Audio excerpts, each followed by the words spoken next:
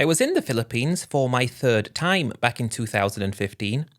I was interested to check out the Sinulog Festival in Cebu because I'd heard it was an interesting event. I'd just turned 48, and the Philippines was starting to play a bigger part in my life since I went for the first time in 2013.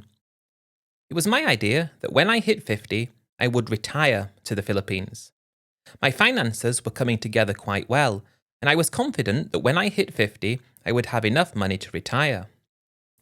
But in 2015, I was just there for another vacation. This time, I was there at a different time of the year, and I was going to be spending 2 months there in total. I got there halfway through December 2014, and that rolled across into 2015, and in January, that's when the festival was. Being brought up as a Catholic, and still being somewhat religious, I thought that I'd like to check it out. If anyone's interested to know what it's about, it's a celebration of the infant Jesus, and there are loads of festivities and people getting dressed up, and it's a really big and special event. That was going to be the highlight of my trip, but I did plan to spend a bit more time in other parts of the Philippines before heading down to Cebu for the festival. On my previous vacations in the Philippines, I was going with two thoughts in mind. The first one being have a great vacation, and the second being would this be a place that I could see myself retiring to? I was someone who wanted to retire early, and as soon as I arrived in the Philippines for my first time, I found out that if I hit my target at 50, I would be able to retire in the Philippines. Yet if I wanted to retire at home, I'd have to wait until I was 58 to have the same kind of retirement that I'd wanted to.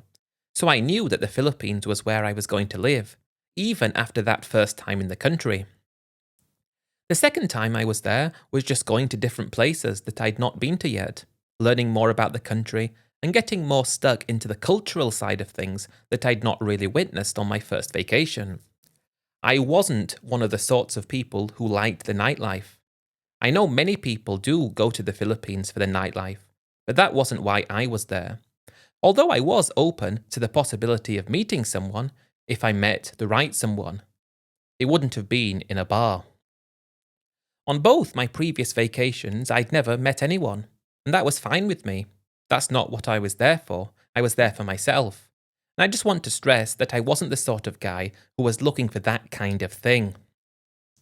When I arrived in December 2014 for my third vacation, I was going to be going to Bohol for my first time there, after spending a few days in Manila.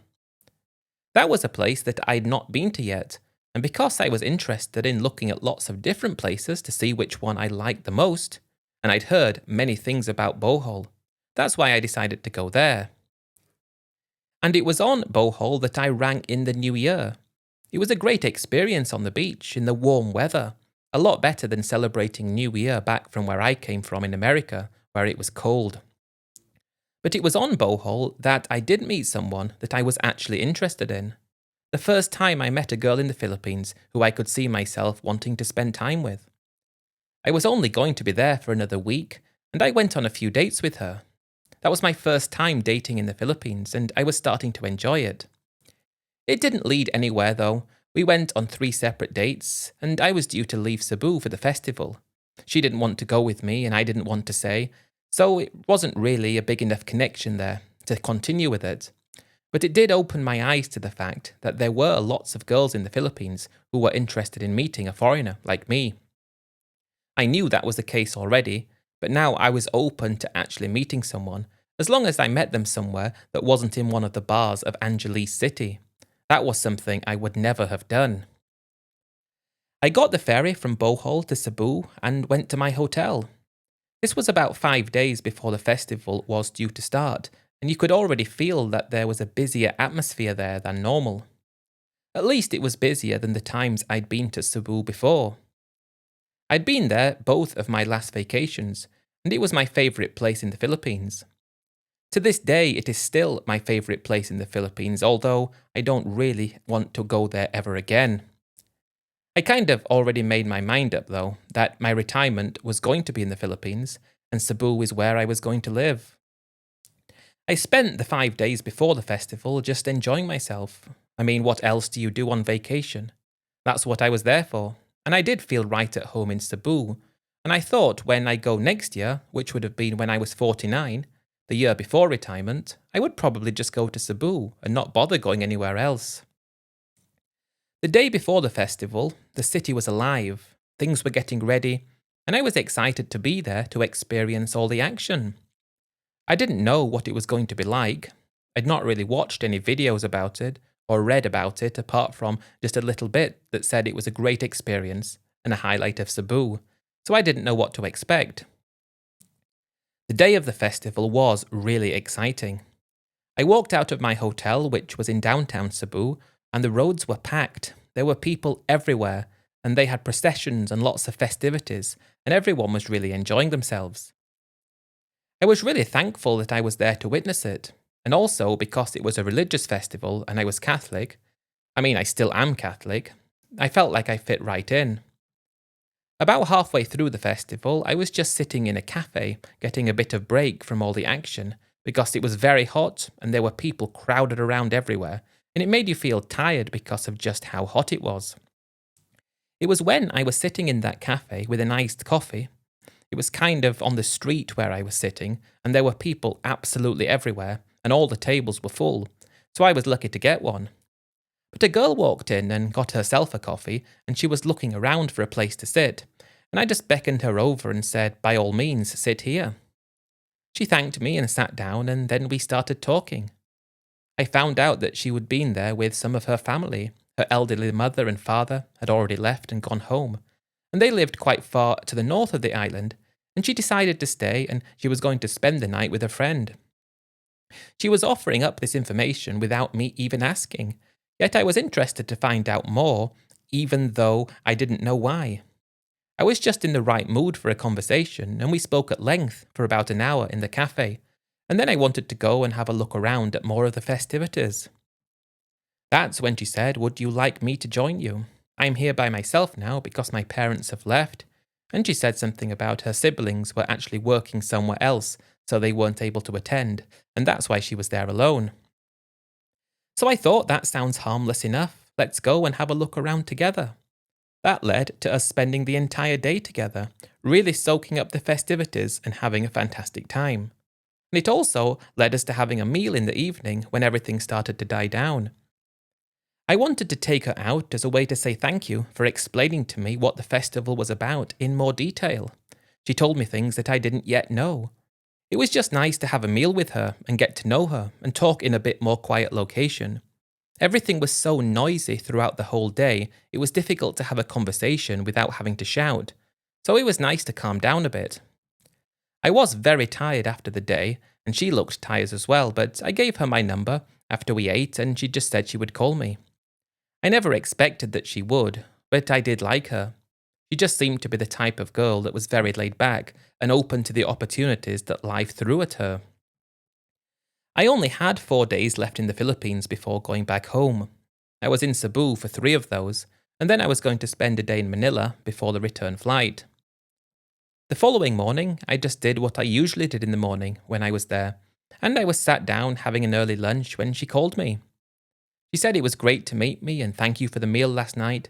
She didn't say anything else, but I said, well, if you want to meet again this evening, I'd happily take you out for another meal. So it was arranged. She said she'd be happy to meet up with me that evening, so we said our goodbyes over the phone, and at 7 p.m. we met at the restaurant that I wanted to go to. We talked more and more and more. It just went on forever. But I did have to tell her I was leaving soon. But it was my intention to come back the year after, and then the following year would be the year I was retiring, and I would be moving to the Philippines. She talked about how exciting everything sounded, and she wished I could stay now. She only said it half jokingly because we'd only just met each other, but I was starting to feel like I wish I wasn't going home as well because this was the first girl in the Philippines that I actually felt like I wanted to get to know. She was 22 years old, yet when I met, I actually thought she was older. I would have thought she was 28 or 29, that's what I would have guessed. So I did have to think if being in a conversation with her and getting to know her was actually the right thing for me to do. It was a big age difference. After that date and an agreement to meet up the following day, It was when I spoke about the age and said how much it concerned me. She just said, "Don't worry about it. Age is just a number, and if you're okay with me, I'm definitely okay with you." I only had one more night after this night in Cebu, so we agreed that we would spend the whole day together the following day. We met at 10 a.m. and we went a little bit out of the city. We went to a nice beach, had a nice meal on the beach, swam in the sea together, and we spent the rest of the day and night together, and it was great. The following day, I had to fly to Manila.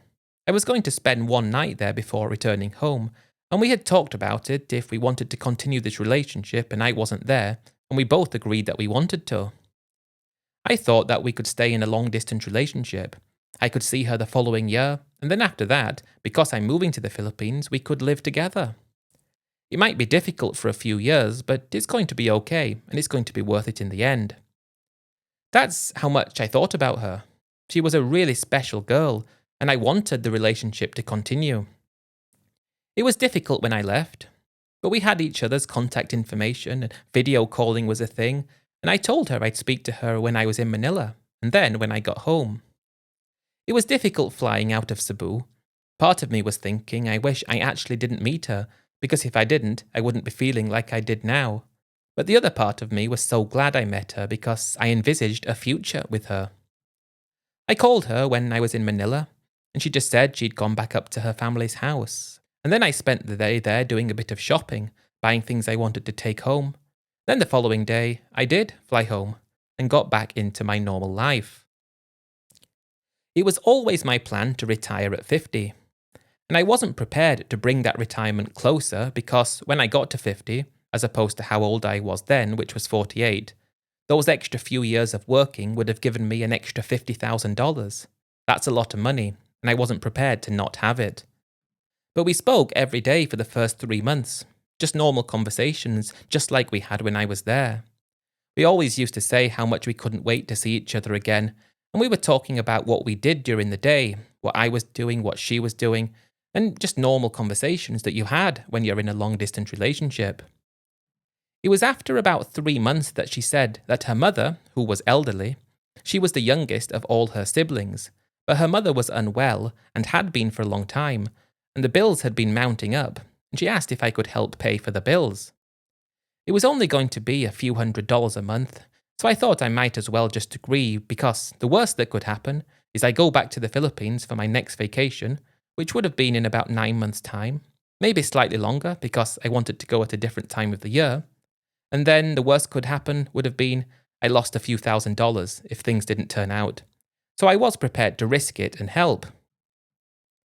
Over the course of the next 9 months, and actually 2 months longer because I went in March just to go in during a different season, we spoke pretty much twice a day, every day, and I'd sent money to help with the expenses that were incurred by her mother having to go to the hospital all the time.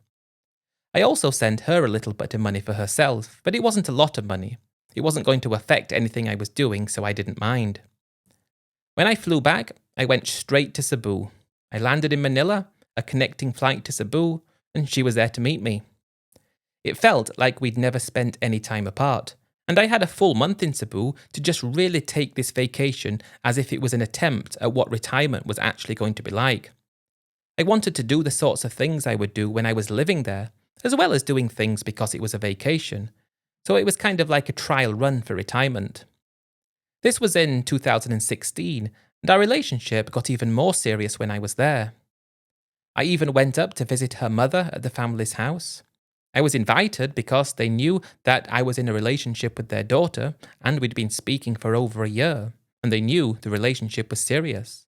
And her mother did appear to be very unwell. She was just laying in bed at home, and she was bedridden. But throughout that month, I did come to the decision that I wanted to get married to this girl. I wanted her to be part of my life. We talked about where we wanted to live and what we wanted to do, and it kept coming back to building a place on Cebu in a more quiet and peaceful location. Not necessarily close to where she was from, but just somewhere out of the downtown area, preferably not too far away from a beach. I asked her to marry me, but that would have to wait until I got back for my retirement. And we also found a piece of land that would have been perfect for our future house, so I did buy that before going back. It was within my retirement budget, so that was fine. Before I left, she did show me the hospital bills that I'd paid, and she said how thankful she was. So I was rest assured that I was paying for a hospital and not for anything else. I returned home, continued sending money every month for the hospital bills, and also some for her. I guess I was probably around $500 a month that I was sending back, but it was still more than I was saving, so I didn't mind. Again, we spoke every single day, sometimes 3 times a day, and the time went by quickly, at least for me. She said it went so slowly for her. But when the time came to quit my job and finally retire, I was in a position where I was going to be on about $2,500 a month. I had some money for the house we were going to build, and for a car, and for emergencies and other eventualities, but the bulk of my money was going to give me the income, and that would give me a good retirement. As soon as I got back again, we got married straight away. We even started building the house, and my retirement had started out better than I thought even possible. We went up to visit the family again because it was a while since I saw them, and now we were married, they were happy to see me and grateful for everything, and her mother did look unwell and was lying in bed. Now my wife started showing me more hospital bills, and then she started telling me that things are going to get more expensive, so it's going to cost a lot more money. I did mention a few times why her older siblings didn't pay, and she just said that some of them did, but they chipped in an amount, but it wasn't much. So it was difficult, even when everybody pooled their money together. She had 4 older brothers and 6 older sisters. It was a very big family, so you would expect that they could all pool money together to pay for this, but it turns out that they were relying on me. I never spoke to any of her siblings, so if I had, what I could have talked to them about, I guess I probably wouldn't have even mentioned this. But if I did, what would they have told me? That would have been interesting. Halfway through 2017, I'm retired, we've got a house, I'm married, and I'm living the best retired life. It's a retired life like I always thought I would have, and I'm okay that I'm spending a bit of money for her mother's hospital bills. She was always showing me the bills when they came, and I was just paying them. It was coming out of my other eventualities bit of money, so it wasn't coming out of my living expenses, and we were living well. I was helping out my wife financially because she wasn't working. That was something that I knew about before. I'd even met someone in the Philippines. That was something I knew about before I'd even met someone in the Philippines. I knew I would be the one responsible for the financial side of things, and I didn't care about that. Being able to spend time with my wife was more important to me than her going out to work and earning a little bit of money and spending less time with me. So it was all fine. And that's the thing, life was great. A year goes by, and I'm very happy in my retirement. My wife always seems happy, and we spend time in our house, and we might go away for a few days, and then we might go up to visit her family. We kept ourselves busy, and that's what I wanted to do. I didn't want to just sit around and not do anything. The time's going on, and I'm still paying these hospital bills. It's just something that I've accepted I'm going to have to pay, and I didn't expect them to last forever because generally it doesn't work like that. I guess it was at the start of 2019 when she told me that her mother needed a big operation and that was going to cost about $10,000. I wasn't questioning anything because I felt like I didn't want to pry. I didn't want to say which hospital it was, even though I'd seen the bills and I knew. I just didn't feel like I wanted to be unkind by not believing what she was saying about her own mother. There are things that people lie about, and then there are things that people don't lie about. That was something that you don't lie about. So when this operation was meant to be due and she showed me the bill for it, I just said, okay, I'll pay it. And I took it out of my emergency money. Then there were more things to pay over that year. And then 2020 comes round and COVID happens, so we were confined to the house a lot more, but our relationship, as far as I was concerned, was solid. At the end of 2020, that was when I was told that she needs another operation. This time it was $8,000, so after seeing the bill and what it was for, I paid for that as well. I guess at this point I'd probably given her about $30,000 for her mother's medical bills, and it was starting to add up, but it wasn't negatively affecting my retirement. A year later, in 2021, something else comes up. This time it's $15,000, and I'm starting to think the hospital must be very good because all these surgeries seem to be working, and I did pay for it thinking that this is likely the last. But I had been giving money throughout the year, so I guess it had approached 50,000 at the end of 2021 that I'd given over. It was amazing when the lockdowns ended and the country opened up again in 2022. We started travelling more together and going to different places. We'd done some of that during COVID, but it wasn't the same. And that was the first time we actually went to go and visit her family since the start of COVID. And her mother was just lying there in bed the same as she was before. I asked her how she's getting on and if she was okay, but she couldn't talk, but she just looked at me and smiled, and that was it. At this point, my wife had showed me all the bills about everything I'd paid, and I was just happy that her mother was okay. She was quite old, as I said, so I didn't know how much longer this was going to go on. It was then in 2023. I can't remember when exactly, but she came to me and she said she needs another surgery. This one's about $7,000, so can you help pay for that, please? I said okay, but I was very reluctant that time. But that was the first time I thought, well, I'll go and pay it directly at the hospital and, make sure that they're doing the best they can. I wanted to help. I wanted to make sure the hospital was doing the right thing, so I said, of course I'll pay. But let's go to the hospital. I want to speak to them to make sure they're doing their best. She just shook her head immediately and said, no, I can't do that. They won't let you speak to them because you're a foreigner, and only people from the Philippines can go there. I think she could have picked a better excuse than that, because as soon as she said that, it made me realise that there's no way I'm not going to the hospital if you want me to pay. She just said okay, but she looked a bit shocked, and then she actually left for a bit, and I was starting to think that something was a bit wrong. I'd been living with her for 5 years. At this point, I guess I'd given close to $60,000 in total for her mother's medical bills, and this was the first time I said, well, I want to go to the hospital and talk to them to make sure everything's okay. The thing was, she didn't want me to. I'd been living with her for 5 years. I'd known her for even longer. I'd loved her for 8 years, so accepting that she might have scammed this money out of me was very difficult to accept. I know if you're an outsider and you're looking in, it's very easy to say you were scammed, you need to leave as quickly as you can.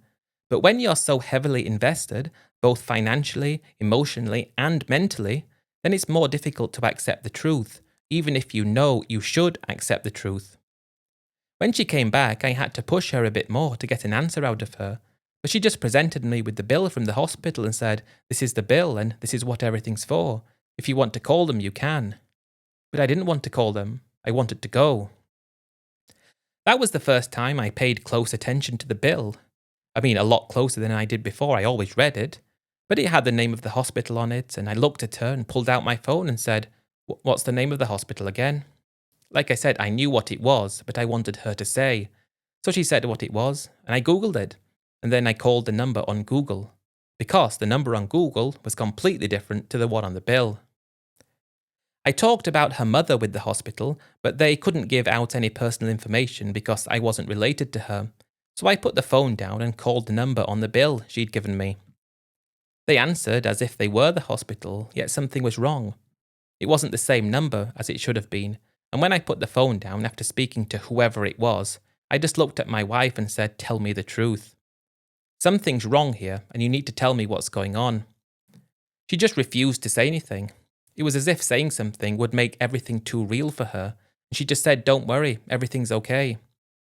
What about the money your mother needs for the next surgery? I asked her. She just said that we need to pay it. So that's when I thought I could take the bills that she'd given me and drive to the hospital myself. I just told her not to worry about it. I'll get the money in a few days' time to pay the bill, and I started to act as if I believed her. I needed an excuse to be able to leave by myself for a day because the hospital was a long way from where we were, and I thought it was best to just pretend like we were good. 2 days later, I jumped in the car and drove to the hospital. I told her I was going to meet up with some friends for the day, and she said it was fine, so I just left.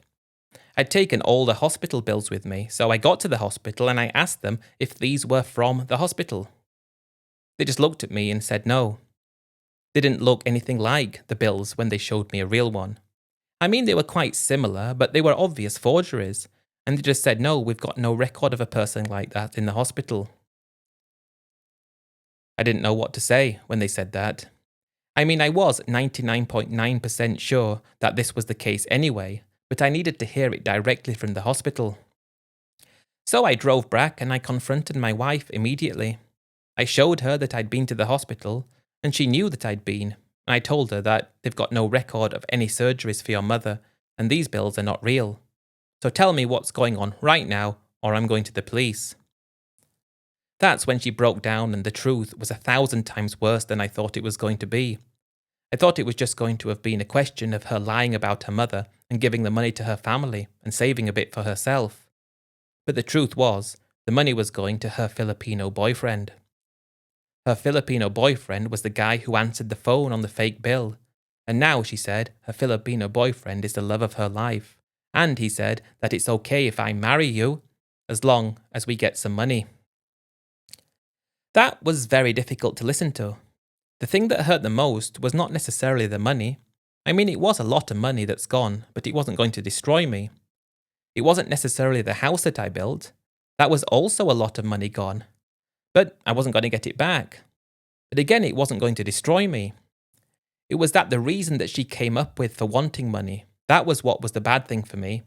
The fact that she was using her mother, saying she was unwell, and using that to get money out of me, that was what hurt the most. She could have come up with any other reason, and if it was a good reason, most likely I would have still given the money to her anyway. But the fact that she used that was the end of it for me. I couldn't look at her in the same way. Because what was I meant to think? So that cost me about $60,000 that I'd given to her boyfriend. Another $30,000 that I'd given to her over the years, including things I'd paid for her when we were together, and also the money for the house. That was $70,000. And that was somewhere that I didn't want to live anymore. I couldn't believe that I'd been married to her for all that time, and she'd hidden everything like that from me. She did it so well, and I just had to ask her, didn't you think I would find out eventually? And she just said no. Didn't you think eventually I would check with the hospital? And she just said, you gave the money so easy to start with, I thought you would always do that. Then she said she never meant to hurt me and she was sorry. I actually laughed when she said that, as if she actually meant it. The question now was, what was I going to do?